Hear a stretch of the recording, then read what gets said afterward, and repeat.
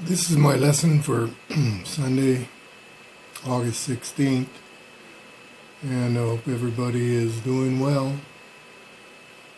And I was talking to the elders, and they would like to try to go ahead and call for a actual service at Athena's house. At the usual time, 11:15.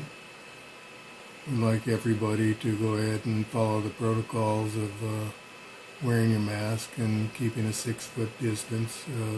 If you're in a family that is living under the same roof, then that would be unnecessary, and you can all kind of clump up together.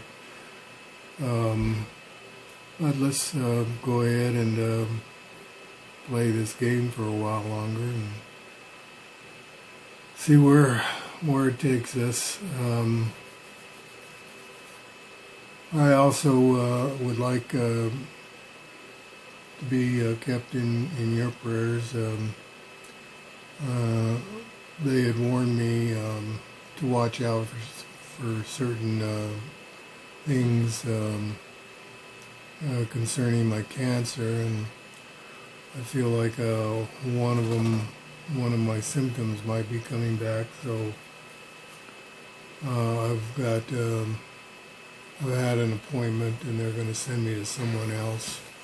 Everything takes a while now in order to get going, and I'm going to try to talk louder now that I'm thinking about it, because some people are telling me that they're just not getting enough volume on my audio. So excuse me if I feel like I'm in your face, but I am going to try to talk louder.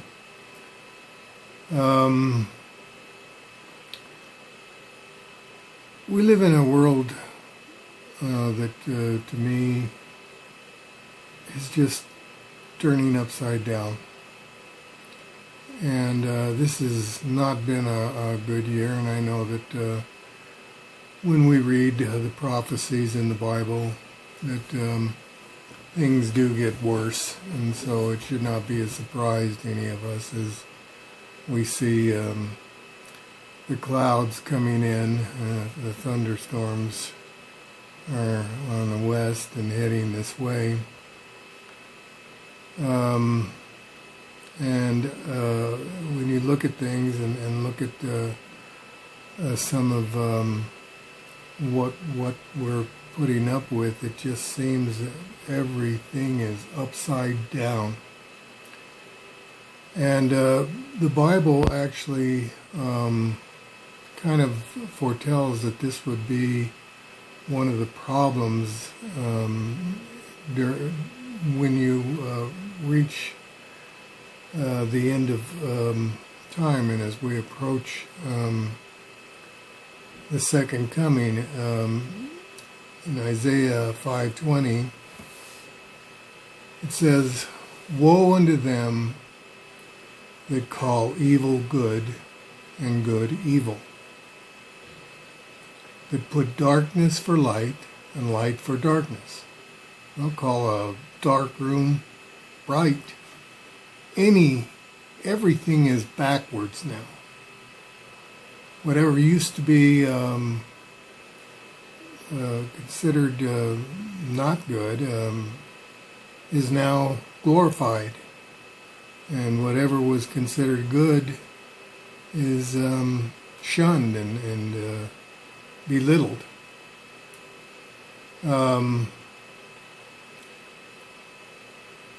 That put darkness for light and light for darkness, that put bitter for sweet and sweet for bitter, and just go the opposite. And sometimes I think that's what this woke theory is. I don't know. There was a cop on, I guess, some protesters had decided to go more into a riot mode and they had arrested a bunch of them. I believe it was in Portland, and they were patting them down and checking, and of course they had a huge audience of people with cameras, camera phones, and taking pictures of the whole thing. And one of the ladies that was recording this stuff saw that the police officer was patting down the person he was arresting, which was a female, and she became very incensed about it, and said that I think you should get a female officer to go ahead and pat her down. And one of the other officers that was there said, well, how do you know he's not identifying as a female today?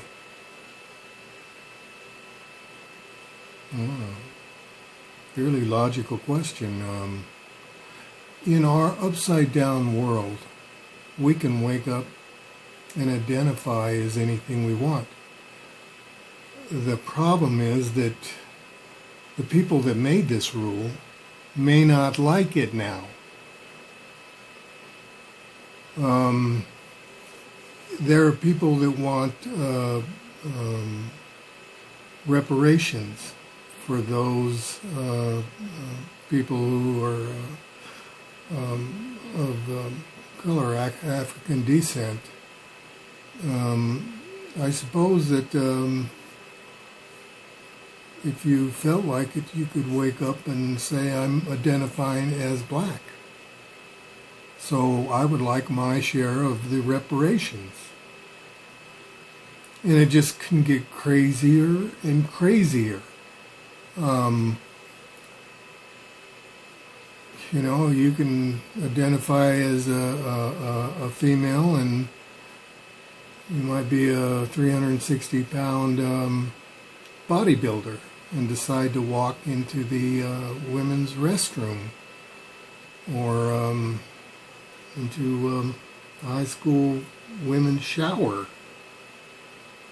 There is no rules, and the rules are being torn down unless you're bothering someone that feels that they're woke and you're not. They don't get to make that call. And the whole set of rules and premises now for society to live by are completely undoable, unacceptable. And this is one of the signs that we were told that we would be going through as we approach the end of days. It says, woe unto them that are wise in their own eyes and prudent in their own sight. Woe unto them that are mighty to drink, and I've seen this before. Woe unto them that are mighty to drink wine, and men of strength to mingle strong drink. And most of the time when someone is becoming very aggressive and vibrato, you can say that's the booze talking. And where when he's sober, he may be a very quiet, timid type person. And once he's imbibed enough, and all the switches are off in his brain that regulate the normal behavior, they become very bold and aggressive. And if you think about it, this is not just with alcohol. This sense of power, the sense of well-being that comes, can be brought on by alcohol or can be brought on by other drugs. And basically they become a shortcut into what people really want, and that's a sense of well-being and a feeling of success. And if you want to go past the sense of well-being, you can go into drinking or taking more drugs and actually have a sense of bliss. You don't actually have to do the things that are required to earn that feeling, like a hard day's work and an accomplishment or a paycheck. You can bypass all that toil and sweat by just taking a pill or shooting something up or guzzling something down that gives you that feeling instantaneously. And we have a society that's escaping into this method of feeling good about themselves. And then it says, woe unto them, well, let me go ahead to the next verse. It says, which justify the wicked for reward and take away the righteousness of the righteous from him. Now, this is a real common trait that we're seeing nowadays. People are justifying the wickedness. You ever seen that happening? Where someone is actually acting very wrong. For instance, he's thrown an object through a window at a big mall. And 50 people run in there and start taking out widescreen TVs or whatever it is that their heart desires. And you have whole towns where this is every night. This is happening every night. And you talk to the mayors of these towns or the governor of this state, and they'll tell you that they're just protesting.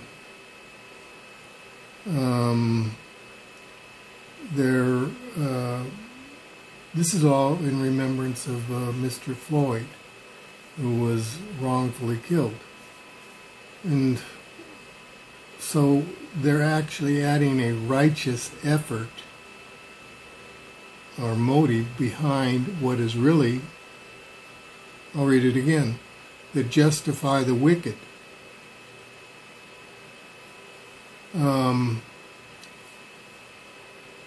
But they're doing it, it says, for a reward. They want that reward. And what do you suppose these politicians are rewarding these rioters for? What's their real motive? The vote? Possibly. Regime change? Blame all the problems on the other party that's in control? Probably.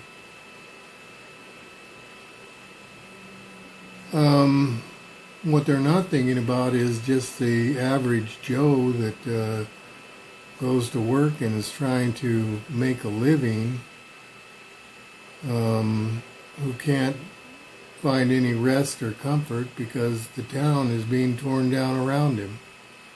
And his investment in his home is becoming more and more worthless because people are leaving these high-density urban areas where this type of behavior is being allowed to continue and being called righteous when it's not. And the ones that truly have the righteous motive, that work every day, struggle to accomplish, try to get a sense of well-being for a hard day's work, are being criticized. And losing what they have saved up legitimately for. who justify the wicked for reward and take away the righteousness of the righteous from him. So anybody that has fairly tried to obey the rules, earn their money, work, save, is looked down upon.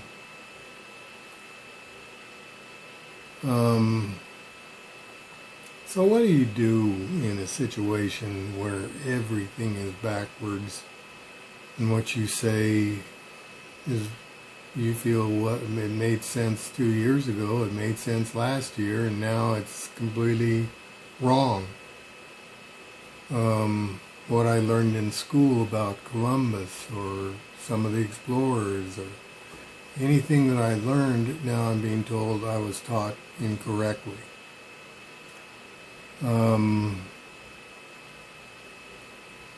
Bible is wrong. God is wrong. Let's tear down the churches, tear down the crosses.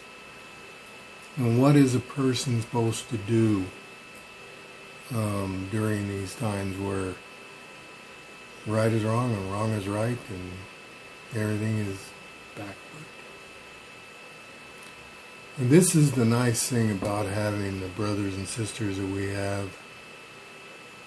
Even when you're worried about things, I know we're all going to die and I'm going to die.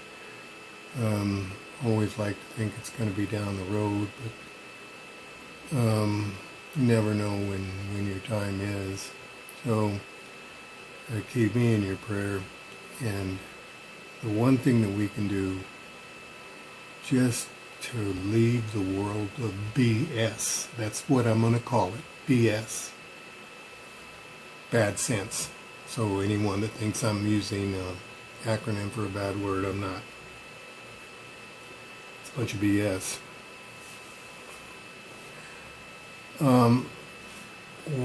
We can turn to each other during this time. And I know there's little complications in some of the things that we do can annoy each other, but we know one thing. You got my back and I got your back. We have each other's back. If there's any time that we need to stay together mentally, spiritually, it's now. That's what the church is. It's a bunch of people, individual members, all united in their belief, in their trust in Jesus Christ, and the blood that he shed for our sins.